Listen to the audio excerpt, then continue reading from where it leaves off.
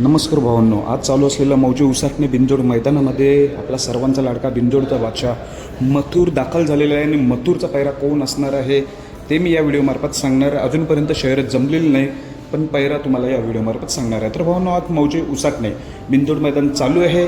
या मैदानात आत्ताच 1001ची धावन दाखल झालेली, त्यात आपला मथुर देखील दाखल झालेला आहे. तर मथुर आहे म्हटल्यावर सगळं प्रेक्षक उत्सुक आहेत, मथुरप्रेमी उत्सुक आहेत पूर्ण महाराष्ट्रभरातून मथुरची प्रेक्षणीय बिनजोड बघण्यासाठी. कारण की मागची बिनजोड मोठी होती, रैना 7007 विरुद्धात आपल्या मथुरने प्रेक्षणीय बिनजोड शर्यत जिंकली होती, चांगलं कमबॅक झालं होतं. आता आज मौजे उसाटणे मैदानात पुन्हा एकदा सज्ज झालेलं आहे. तर त्याचा पैरा असणार आहे तो म्हणजे चिक्या. मथुर आणि चिक्या ही जोडी आपल्याला 100% पालताना दिसणार आहे.